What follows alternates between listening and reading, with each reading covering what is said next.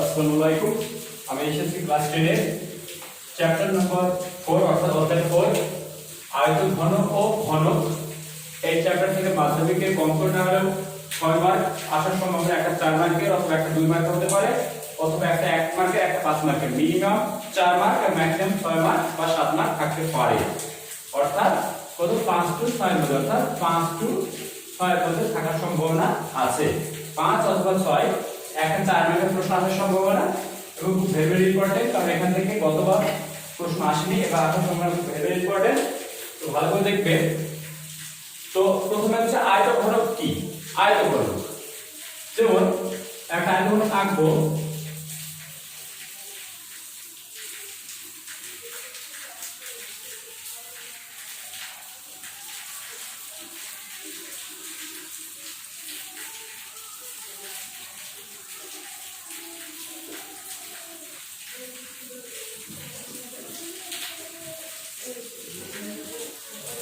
এটা একটা আয়তঘনক। কি এটা?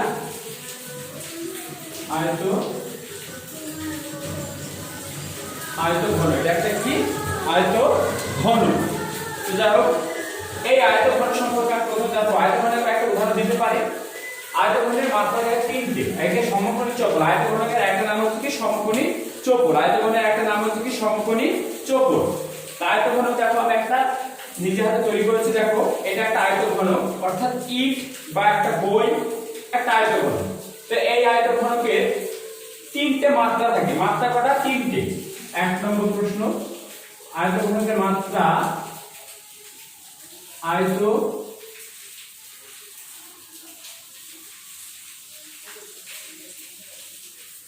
ঘনকের মাত্রা কটা? 3টে। কি কি? দৈর্ঘ্য,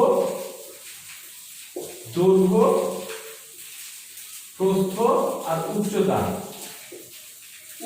তো দেখা যাক দৈর্ঘ্য বলতে কি বুঝি। দৈর্ঘ্য বলতে এই যে আয়তঘনক, এটা হচ্ছে দৈর্ঘ্য, এই যে মাপটা এটা দৈর্ঘ্য। প্রস্থ বলতে এই পোরশনটা প্রস্থ, আর উচ্চতা এই যে যেটা পাচ্ছি এটা হচ্ছে উচ্চতা। তো এটা একটা কি? আয়তঘনক। তো আয়তঘনকের আমি 3টি মাত্রা পাই, দৈর্ঘ্য, প্রস্থ, উচ্চতা। 2 নম্বর, আয়তঘনকের 3টা মাত্রা। আয়তঘনকের কয়টি তল? 6টি তল। আয়তঘনকের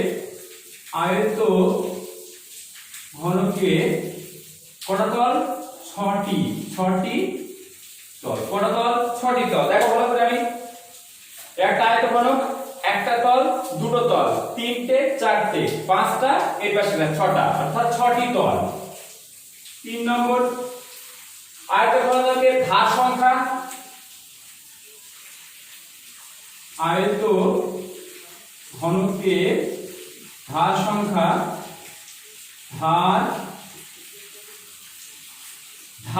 আয়তঘনকের ধার সংখ্যা করা থাকে 12টি। দেখো কোনগুলো বলছে?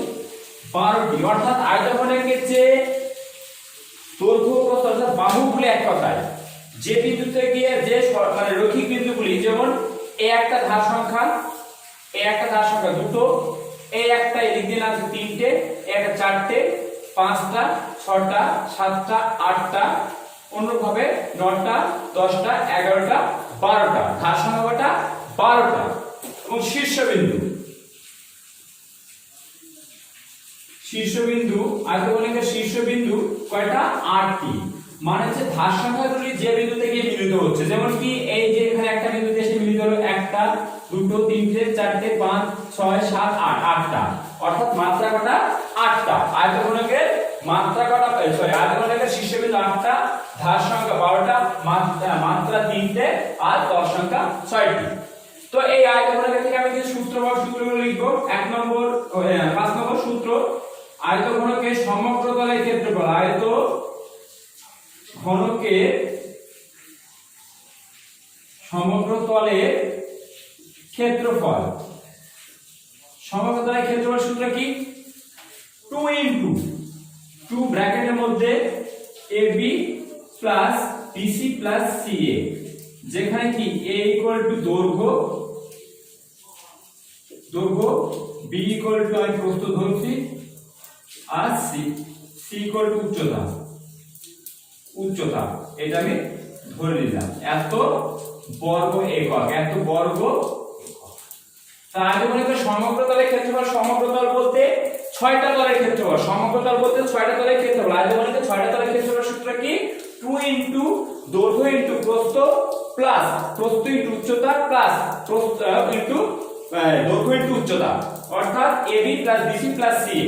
এটা হচ্ছে আয়তঘনকের সমগ্র তলের ক্ষেত্রফল। এরপর আসছে কি আয়তঘনকের আয়তন। অতএব সমকোণী চৌপল, সমকোণী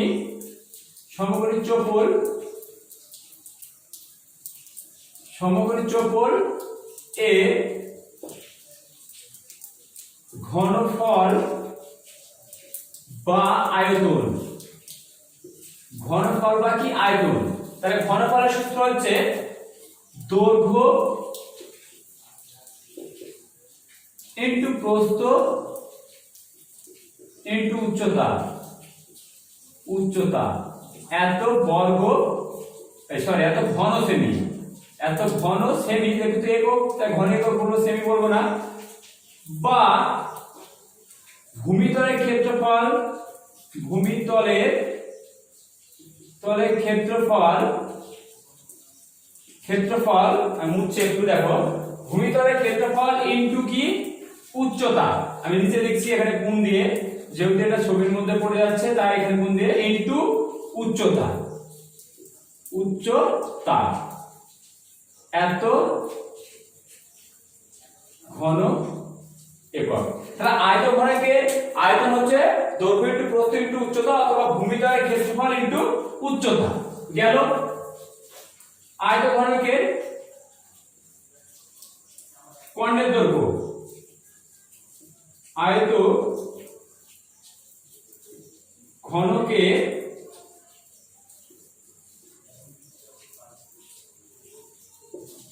কর্ণের দৈর্ঘ্য। তাহলে আয়তনটা বলতে কি, এই যে আয়তঘনক একটা মানে এই ঘনকটার মধ্যে কতটুকু পদার্থ আছে, বা এই ঘনকটা যদি ফাঁপা হয় তার মধ্যে কতটুকু তরল থাকবে, সেটা হচ্ছে কি আয়তন বা ঘনফল। আর কর্ণের দৈর্ঘ্য মানে কি, এই ঘনফল আয়তনের কর্ণ বরাবর, এই যে কর্ণ, এই কর্ণ থেকে এই প্রান্তে এটা হচ্ছে কি আয়তঘনকের কর্ণ। তাহলে কর্ণের দৈর্ঘ্য সূত্র, যেহেতু আয়তঘনকটি সমকোণী চৌপল, অর্থাৎ a square plus b square plus c square আগে লিখেছি। a মানে দৈর্ঘ্য, b মানে প্রস্থ, c মানে উচ্চতা, অর্থাৎ দুটো বার দৈর্ঘ্য স্কয়ার প্লাস প্রস্থ স্কয়ার প্লাস উচ্চতা তার স্কয়ার, এত একক। 7 নম্বর সূত্র, ঘরের 4 দেওয়ালের ক্ষেত্রফল, ঘরে 4 দেওয়ালের ক্ষেত্রফল, 4 দেওয়ালের ক্ষেত্রফল 2 ইনটু দৈর্ঘ্য প্লাস প্রস্থ, 2 ইনটু দৈর্ঘ্য প্লাস প্রস্থ ইনটু উচ্চতা। ঘরে 4 দেওয়ালের ক্ষেত্রফল সূত্র কি 2 ইনটু দৈর্ঘ্য প্লাস প্রস্থ ইনটু উচ্চতা, এত বর্গ একক, বর্গ একক। ক্ষেত্রফল মানে বর্গ, আর ঘনফল বা আয়তন মানে ঘন। তাহলে এখানে আমি যেগুলো লিখলাম, এতক্ষণ কি লিখলাম, আয়তঘনক বা সমকোণী চৌপলের সূত্র সব। এবার আসবে আমি কি ঘনক, আমি মুছে দিচ্ছি, দেখো ঘনক। তাই ঘনক বলতে যদি আয়তঘনকের প্রত্যেকটা বাহু দৈর্ঘ্য সমান হয়ে যায়, অর্থাৎ দৈর্ঘ্য ইকুয়াল টু প্রস্থ ইকুয়াল টু উচ্চতা হয়ে যায়, তাহলে সেই আয়তঘনককে আমি ঘনক বলবো। অর্থাৎ লুডু ছক্কা, যেমন একটা কি লুডু ছক্কা একটি ঘনক বা কিউব।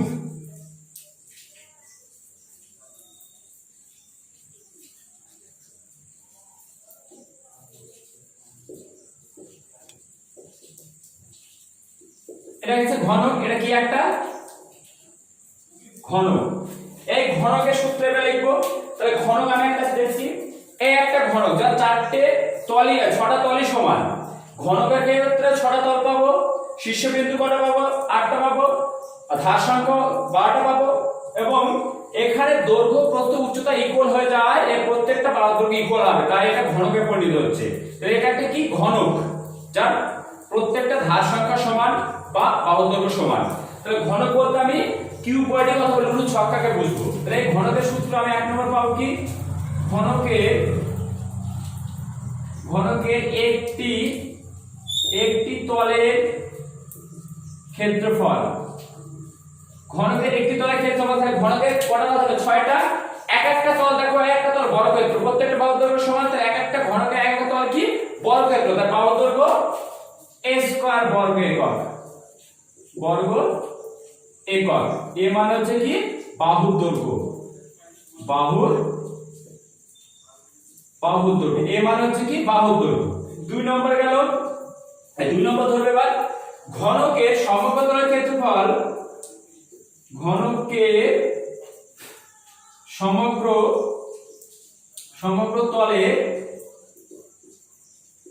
ক্ষেত্রফল, সমগ্র তল বলতে 6টা তলের ক্ষেত্রফল। তাহলে একটা তলের ক্ষেত্রফল যদি a স্কয়ার হয় তাহলে 6টা তলের ক্ষেত্রফল 6 * a স্কয়ার বা a square plus a square plus a square plus a square plus a square plus a square, অর্থাৎ 6টা a স্কয়ার যোগফল অর্থাৎ 6 a স্কয়ার বর্গ একক পেলাম। 3 নম্বর ঘনকের ঘনফল বা আয়তন। ঘনকের ঘনফল বা আয়তন। ঘনফল বা আয়তন কি? ঘনকের আয়তন সূত্র হচ্ছে বাহু কি বাহু তার হোল এত ঘন একক, এত ঘন একক বা a কিউব ঘন একক। তাহলে ঘনকের আমি কি পেলাম? ঘনকের একটি তলের ক্ষেত্রফল বাহু স্কয়ার, ঘনকের সমগ্র তলের ক্ষেত্রফল 6 * a স্কয়ার, আর ঘনকের ঘনফল বা আয়তন a কিউব। আর একটা সূত্র আছে ঘনকের কর্ণের দৈর্ঘ্য। ঘনকের কর্ণের দৈর্ঘ্য, ঘনকের কর্ণের দৈর্ঘ্য মানে কি? মানে ঘনকের দৈর্ঘ্য প্রস্থ উচ্চতা সমান হয় a square plus a square, অর্থাৎ যেটা a স্কয়ার মানে যেটা দৈর্ঘ্য সেটা প্রস্থ সেটা উচ্চতা, অর্থাৎ 3টে স্কয়ার এত একক, অর্থাৎ √3a স্কয়ার, এখান থেকে বার হবে 3√3a এত একক। √3a রুটটা 3 এর মধ্যে, এই তিনটা রুটের মধ্যে, আর এটা হচ্ছে বাইরে এত একক। এই কোটা সূত্র যদি আমার জানা থাকে আমার এই চ্যাপ্টার সমস্ত অঙ্ক কমপ্লিট হবে। এবার আমি দেখো অঙ্কে যাব। তো অঙ্কে যাওয়ার আগে তোমরা উদাহরণগুলো সব দেখবে এবং সূত্রগুলো অবশ্যই মুখস্থ করবে। পেজ নম্বর 74 পেজ, ঘনক দেখো ক্লাস 5 এর পেজ নম্বর 74। কোষে দেখি 4, অর্থাৎ কোষে দেখি কত 4। দেখো 1 2 দরকার নেই, 3 থেকে শুরু করব অঙ্ক। 3 নম্বর কি বলছে দেখো, বলছে একটি সমকোণী চৌকোণ। সমকোণী চৌকোণ মানে আমি আগে বলেছি কি আয়তঘনক। আয়তঘনককে কি বলা হয়? সমকোণী চৌকোণ। তো সমকোণী চৌকোণের দৈর্ঘ্য প্রস্থ উচ্চতা যথাক্রমে 5 মিটার 3 মিটার 5 মিটার 4 মিটার ও 3 মিটার হলে ওই ঘরের সবচেয়ে লম্বা যে দণ্ডটি রাখা যাবে সেই দণ্ডটির দৈর্ঘ্য কত? তাহলে একটা লম্ব বৃত্তাকার মানে একটা যদি আমি ঘনকটাই মানে আয়তঘনক অথবা লম্ব মানে সমকোণী চৌকোণের মধ্যে যদি আমি একটা কোনো দণ্ড রাখতে যাই, সবথেকে বড় যে দণ্ডটি রাখা যাবে সেটা হচ্ছে কোণা বরাবর যদি রাখি। আমি কোণা বরাবর যদি দণ্ডটা রাখি তবে আমি কি করব? সবথেকে বড় দণ্ড রাখতে পারবো। তার মানে আমার কর্ণের দৈর্ঘ্য বার করলে হয়ে যাবে। অতএব এক কথা উত্তর হবে সাধারণত অতএব ওই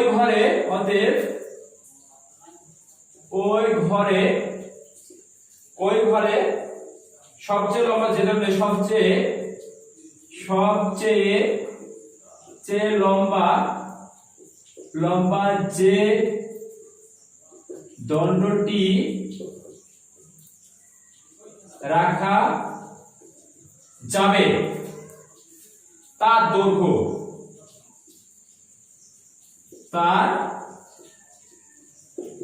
ইকুয়াল টু, তাহলে কি কর্ণের দৈর্ঘ্য সূত্র কি? আয়তঘনকের দৈর্ঘ্য স্কয়ার প্লাস প্রস্থ স্কয়ার প্লাস উচ্চতা। দৈর্ঘ্য করে দিয়েছে 5 স্কয়ার, উচ্চতা করে দিয়েছে 4, আর দৈর্ঘ্য প্রস্থ 4, উচ্চতা করে দিয়েছে 3, এত একক কি আছে? মিটার।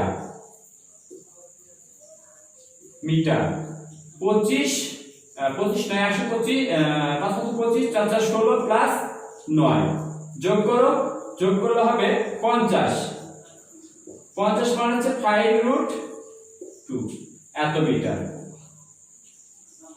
তাহলে ওই সমকোণী চক্রবৃদ্ধ যে দণ্ডটি রাখবো তার দৈর্ঘ্য হচ্ছে কি 5√2 মিটার। 4 নম্বর প্রশ্ন দেখো কি বলছে, একটি ঘনকের একটি তলের ক্ষেত্রফল, তাহলে একটি ঘনকের 6টি তল থাকে, 6টি তলের ক্ষেত্রফল আমরা জানি 6 বাহু স্কয়ার, তাহলে একটি তল মানে শুধু বাহু স্কয়ার। তবে ঘনকটি একটি তলের ক্ষেত্রফল 64 বর্গ হলে ঘনকটির আয়তন কত? ধরি ঘনকের বাহু দৈর্ঘ্য a একক, ধরি ঘনকের বাহুর দৈর্ঘ্য কে একক। অতএব শর্তে তাহলে শর্তে একটা তলের ক্ষেত্রফল a স্কয়ার = 64 বলে দিয়েছে, বা a = 8, কারণ পজিটিভ মানটা প্লাস মাইনাস 8 হয়, যেহেতু বাহুর দৈর্ঘ্য নেগেটিভ হতে পারে না তাই আমি পজিটিভ মানটা টেক করব, অর্থাৎ বাহুর দৈর্ঘ্য কত আমি উপরে মুছে দিচ্ছি দেখো। অতএব ঘনকের বাহুর দৈর্ঘ্য 8 মিটার। অতএব ঘনকের বাহুর দৈর্ঘ্য, অতএব নিচ থেকে উপরে আসলাম, ঘনকের বাহুর দৈর্ঘ্য সমান 8 মিটার। অতএব ঘনকের আয়তন, ঘনকের আয়তন সমান, ঘনকের আয়তনের সূত্র কি বাহু কিউ, তাহলে 8 তারপর এত ঘন মিটার। 8 টু দি পাওয়ার 3 মানে হচ্ছে 512 ঘন মিটার। এটা উত্তর। 3 4 শেষ হলো। এরপর 5 দাগেরটা দেখো, 5এরটা কি বলছে, আমাদের বকুলতলা গ্রামে 2 মিটার চওড়া এবং 4 ডেসিমিল গভীর একটি খাল কাটা হয়েছে। যদি মোট 240 ঘনমিটার মাটি কাটা হয় থাকে তবে খালটি কত লম্বা ছিল? অর্থাৎ একটা আমি পুকুর কেটেছি বা খাল কেটেছি, সেই খালটি কাটার ফলে আমার যতটুকু খালটা কেটেছি সেখান থেকে মাটি উঠে এসেছে 240 ঘনমিটার, এবং খালটি চওড়া অর্থাৎ প্রস্থ বলে দিয়েছে 2 মিটার, এবং গভীরতা কতটা গভীরতা সেটা হচ্ছে বলেছে, অর্থাৎ উচ্চতা, এখানে গভীরতা বলতে h অর্থাৎ উচ্চতা বা হাইট সেটা বলে দিয়েছে হচ্ছে 8 ডেসিমিল। তাহলে এখানে লক্ষ্য রাখতে হবে এই অঙ্কগুলো করতে গিয়ে এককগুলো লক্ষ্য রাখতে হবে, কারণ কোন একক মিটারে থাকে কোনটা ডেসিমিলে থাকে, তাই সব এককগুলি আমি একই এককে নিয়ে যাব, অর্থাৎ সবগুলো মিটার অথবা সবগুলো ডেসিমিলে নিয়ে যাব। ফার্স্ট কাজ হচ্ছে এগুলো, তো অঙ্ক করার সময় এগুলো অবশ্যই গুরুত্ব দিয়ে দেখতে হবে। তাহলে আমি ধরে নেব, ধরি ঘনকটির খালটি লম্বা, ধরি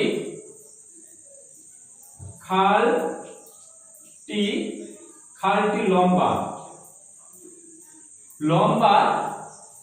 a একক, লম্বা মানে এখানে দৈর্ঘ্যটা বলেছে, অতএব শর্তে তাহলে এই সমকোণী চৌকোণ, খাল মানে কি দৈর্ঘ্য প্রস্থ উচ্চতা আছে মানে কি সমকোণী চৌকোণ, সেটা সমকোণী চৌকোণের আয়তন সূত্র দৈর্ঘ্য ইনটু প্রস্থ ইনটু উচ্চতা। তাহলে দৈর্ঘ্য কত বলেছে a ধরে নিয়েছি, প্রস্থ বলেছে 2 মিটার, আর উচ্চতা বলেছে বা গভীরতা বলেছে 8 ডেসিমিল। ডেসিমিলকে মিটারে নিয়ে গেলে 10 দিয়ে ভাগ করতে হয়, অর্থাৎ 0.8 ইকুয়াল টু 240 বা a ইকুয়াল টু 240/2 ইনটু 0.8, দশমিক তুলে নিচে একটা 10 পাবো, মানে একটা দশমিক তুলে দেবে। 2 দিয়ে কাটলে 5, 8 দিয়ে কাটলে 3, 5 6 30, 150। a ইকুয়াল টু কত 150। অতএব খালটি লম্বা 150 মিটার। দেখে নাও উত্তর ঠিক আছে কি? তাহলে 5 দাগেরটা করলাম, 5 দাগের উত্তর হচ্ছে কি কোথায় গেল 150 মিটার, ঠিক আছে। এরপর 6 দাগে চলো, 6 দাগ কি বলছে দেখো, 6 দাগে বলছে একটি ঘনকের কর্ণের দৈর্ঘ্য 5√3 সেমি হলে ঘনটির সমকোণের ক্ষেত্রফল মানে 6 স্কয়ার বার করতে বলেছে। ধরি ঘনকের বাহুর দৈর্ঘ্য a, ধরি ঘনকের বাহুর দৈর্ঘ্য সমান a একক, শর্তে। তাহলে ঘনকের কর্ণের দৈর্ঘ্যের সূত্র কি? a√3 ইনটু বলেছে 4√3, √3 উঠে গেল, a = 4। অতএব ঘনকের বাহুর দৈর্ঘ্য 4 সেমি।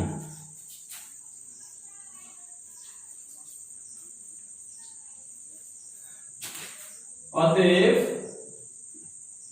ঘনকের বাহুর দৈর্ঘ্য সমান 4 সেমি। এবার ঘনকের সমগ্র তলের ক্ষেত্রফল, অতএব ঘনকের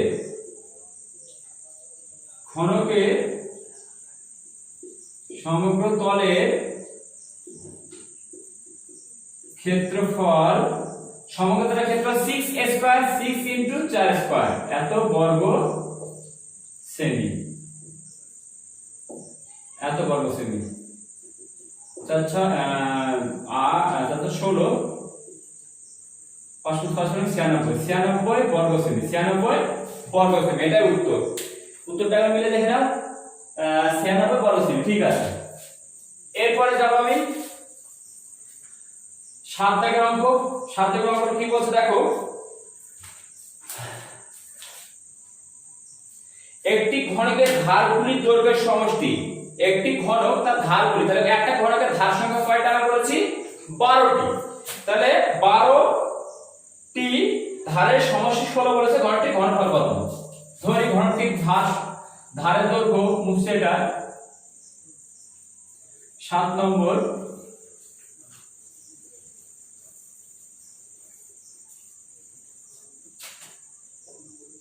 ধরি ঘনকের ধারের দৈর্ঘ্য, প্রতিটি ধারের দৈর্ঘ্য, ঘনকের প্রতিটি ধারের দৈর্ঘ্য a একক। শর্ত, অতএব শর্তে তাহলে 12টা a, 12a = বলে দিয়েছে কত? 64, তাই তো? 12a = বলে দিয়েছে 60, সরি কত বলেছে? 60। তাহলে a = 5 × 60, 5। অতএব ঘনকের ধারের দৈর্ঘ্য, ঘনকের ধারের দৈর্ঘ্য সমান 5 সেমি। সেমিতে আছে যেহেতু, অতএব ঘনকের ঘনফল, অতএব ঘনকের ঘনফল সমান কি হচ্ছে? বাহু কিউব 5 তার হোল কিউব এত ঘন সেমি, অর্থাৎ 5 × 125 ঘন সেমি। এটা উত্তর, এটা উত্তর। এরপরে 8 দাগটা দেখো, 8 দাগ।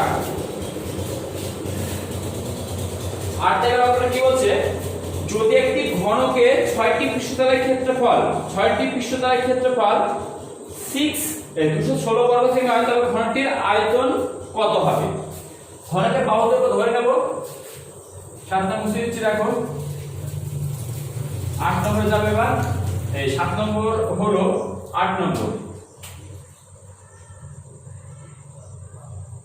ধরি ঘনকের বাহুর দৈর্ঘ্য সমান a একক। বাস, ঘনকের বাহু a একক। এবার হচ্ছে পৃষ্ঠ, মানে 6টি পৃষ্ঠতলের ক্ষেত্রফল, অর্থাৎ 6 শর্তে 6টি পৃষ্ঠতল মানে তো সমগ্র তল, 6a² = 216, বা a² ভাগ করলে হবে 216/6, 6 কে ভাগ করলে 3 × 6 = 18, 6 × 36 অর্থাৎ 36, a² = 36, বা a = কত? 6। যেহেতু দৈর্ঘ্য পজিটিভ মান পাবো, তাহলে ঘনকের বাহু দৈর্ঘ্য, অতএব ঘনকের বাহুর দৈর্ঘ্য সমান 6 সেমি। এবার ঘনকের ঘনফল, অতএব ঘনকের ঘনফল আমরা জানি বাহু কিউ সূত্র, তাহলে 6 তার হোল কিউ এত ঘন সেমি, এত ঘন সেমি মানে হচ্ছে 216 ঘন সেমি। এটা উত্তর। এরপর চলো 9 দাগের অঙ্ক। 9 দাগ ভালো করে দেখো, 8 শেষ হলো। খুবই সোজা অঙ্ক, এখান থেকে অঙ্ক একটা ভেরি ইম্পর্টেন্ট, যেটা আসার মধ্যে সেটা অবশ্যই বলবো।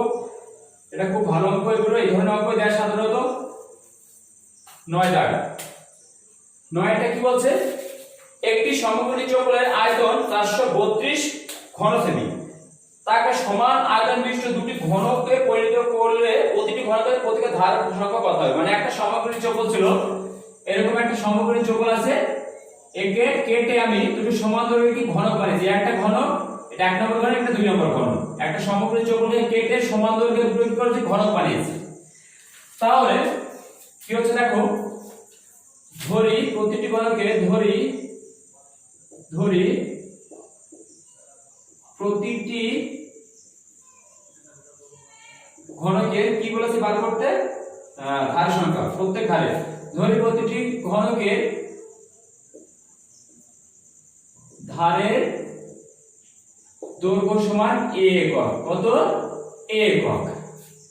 অতএব শর্তে, তাহলে একটা আয়তঘনক ছিল এরকম, এই আয়তঘনকটাকে সমান দৈর্ঘ্যের ঘনক বানিয়েছি, তাহলে এটা এর আয়তন a কিউব, এর আয়তন a কিউব। তো শর্তে a cube plus a cube equal to 432 বলে দিয়েছে, বা 2a কিউব ইকুয়াল টু 432, বা a কিউব ইকুয়াল টু ভাগ করে 216, বা a কিউব ইকুয়াল টু 6 তার হোল কিউব, বা a ইকুয়াল টু 6। অর্থাৎ আমি কি পেলাম? a equal to 6। তাহলে আমি ঘনকের প্রতিটি ঘনকের ধার সংখ্যা, অতএব প্রতিটি ঘনকের ধার সংখ্যা, প্রতিটি ঘনকের ধার সংখ্যা ধরো, প্রতিটি ঘনকের ধার দৈর্ঘ্য। অতএব প্রতিটি ঘনকের ধারের দৈর্ঘ্য সমান 6 এবং কি বলে সেমি, 6 সেমি। এটার উত্তর। এরপর 10 নম্বর অঙ্কে যাব।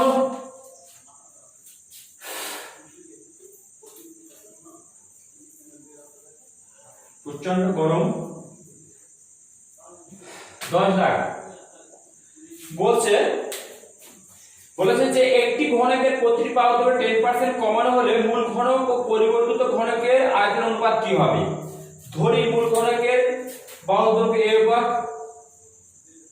ধরি মূল ঘনকের বাহুর দৈর্ঘ্য সমান a একক।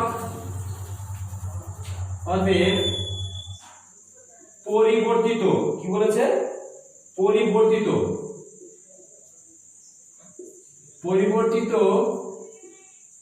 ঘনকের বাহুর দৈর্ঘ্য, পরিবর্তিত ঘনকের বাহুর দৈর্ঘ্য কি করেছে? 50% কমেছে, তাহলে a * 50/100, অর্থাৎ a/2 একক। এত একক, 0 0 5 কাটলে 2, অর্থাৎ a/2। অতএব মূল ঘনক ও পরিবর্তিত ঘনকের আয়তন অনুপাত, মূল ঘনক ও পরিবর্তিত ঘনকের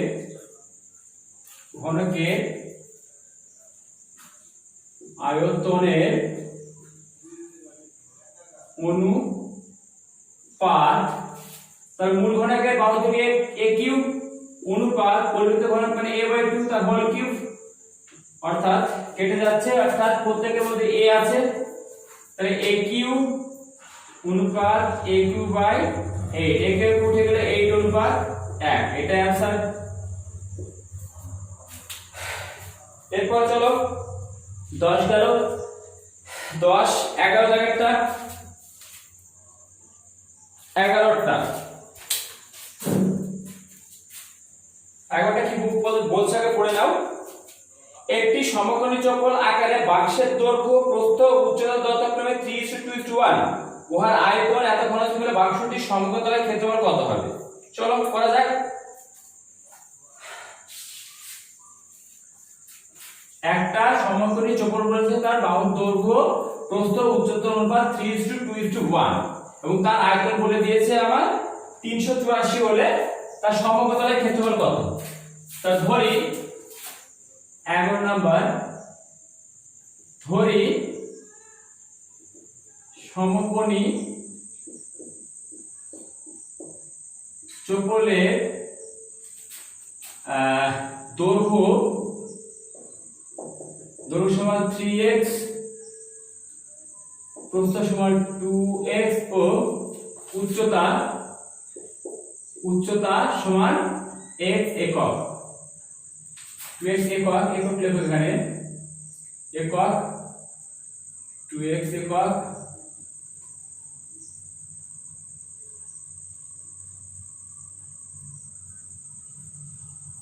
একক।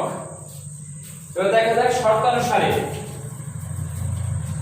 তাহলে ঘন এই আয়তঘনকের আয়তন বলে দিয়েছে। আয়তনের সূত্র কি?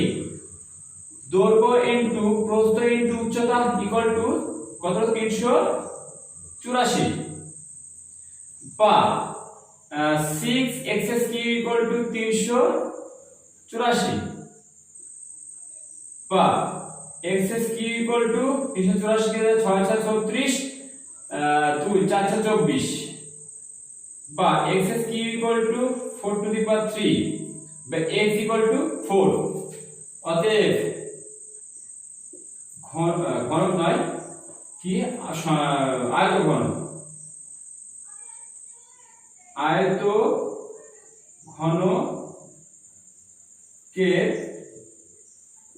বাহুর দৈর্ঘ্য 3x 3 গুণ 4 12 সেমি, প্রস্থ সমান 8 সেমি ও উচ্চতা সমান 4 সেমি।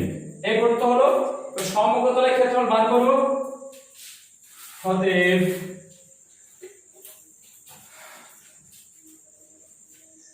এখান থেকে করে যাচ্ছি আয়তঘনকের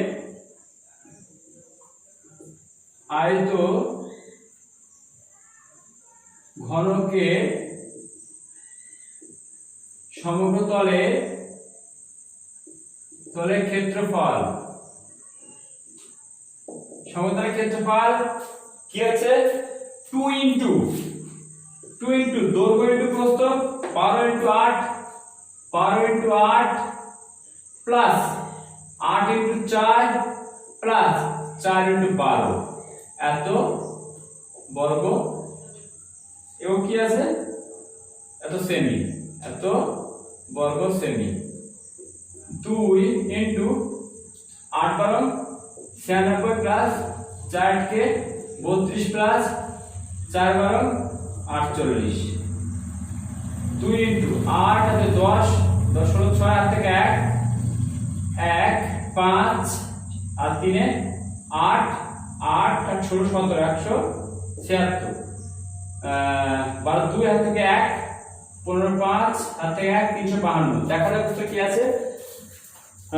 11 অঙ্ক 352 বর্গ সেমি। ঠিক আছে, 352 বর্গ সেমি এখানে শেষ এই অঙ্কটা, অর্থাৎ এন্ডিং হচ্ছে এখানটায়। এরপরে 11 গেল, 12 দাগেরটা দেখো। 12 দাগ মুছে দেবো আমি। 12টা কি বলছে পড়ো প্রত্যেকে। বলছে 12 দাগেরটা, একটি চায়ের বাক্সের ভিতরের দৈর্ঘ্য প্রস্থ উচ্চতা যথাক্রমে 7.5 ডেসিমি, 6 ডেসিমি এবং 5.4 ডেসিমি। চা ভর্তি বাক্সটির ওজন 52 কিগ্রা 350 গ্রাম, কিন্তু খালি অবস্থা বাক্সটির ওজন 3.75 কিগ্রা।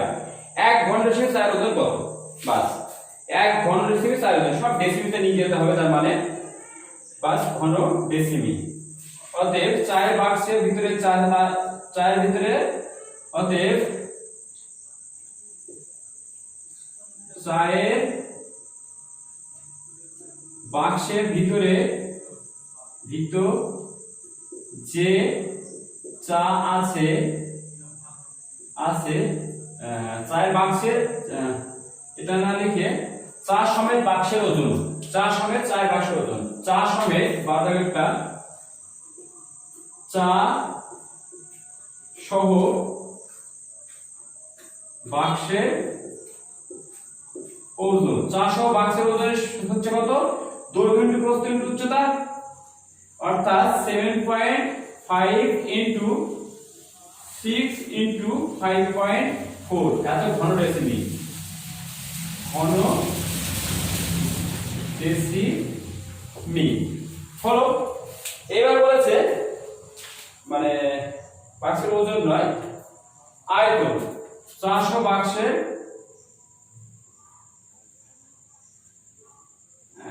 ভুল হলো এটা ভাষাটা, চা সহ বাক্সে চায়ের বাক্সের আয়তন, চায়ের বাক্সের আয়তন লিখি, চা এর বাক্সের আয়তন, আয়তন এত ঘন ডেসিমি, অতএব চা বাদে বাক্স বাদে চায়ের ওজন, অতএব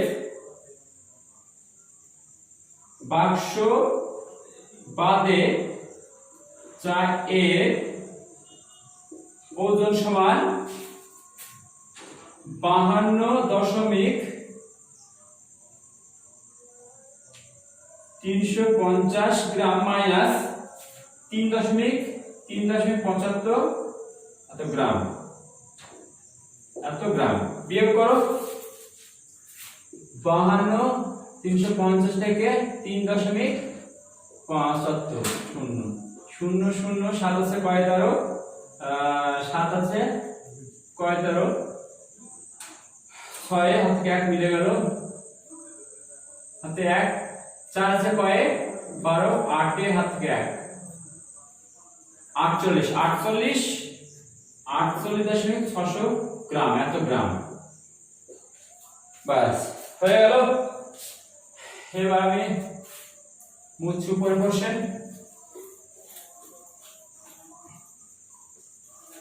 তাহলে কি দেখো 5 গুণ 6 গুণ 5.9, তাই এত ঘন ডেসিমি চায়ের ওজন কত? এত গ্রাম বা এত কিগ্রা দাও, এত কিগ্রা এত যেহেতু দশমিক পেয়েছে এত কিগ্রা, চায়ের ওজন কত? 48.6 কিগ্রা। অতএব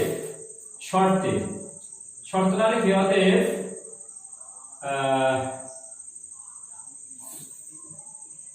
এত ইন্টু 6 ইন্টু 5.9 এত ঘন ডেসিমি চায়ের ওজন সমান 48.6 কিগ্রা, এত কিগ্রা। অতএব 1 ঘন ডেসিমি চায়ের ওজন সমান 48.6 বাই এত ইনটু 6 ইনটু 5.9, এখন মিলে দেখা যাক 5.9 আছে কি 5.4, সরি একটু ভুল হয়ে যেত, 5.4 এটা 5.4।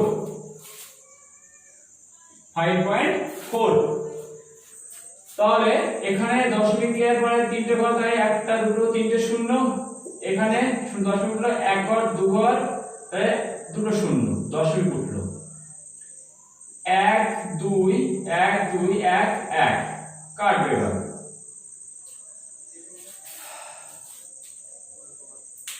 হ্যাঁ তো হয়েছে 8.6, অর্থাৎ 12টা কয় দিয়ে কাটবে?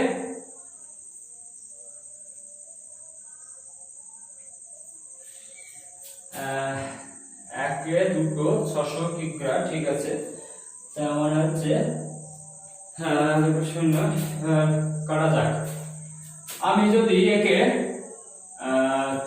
6 দিয়ে কাটি, 6 9 54, 6 দিয়ে কাটে 6 8 কে 48, 6 কে 6 একটা শূন্য, এত কিগ্রাতে পাচ্ছি। আর 9 নামে 81, 9 9 81, 90। তাহলে 90 ইনটু 1000। কেন 1000 করলাম? নিচে 75 ইনটু 6, কারণ এটা গ্রামে নিয়ে গেলাম। কিসে ছিল এতক্ষণ? কিগ্রা, এটা ছিল কিগ্রাতে। এই পর্যন্ত কিগ্রাতে, এবার আমি গ্রামে নিয়ে গেছি। কিগ্রাকে 1000 দিয়ে গুণ করতে হয়, তবে আমি গ্রাম পাবো। এবার কাটবো।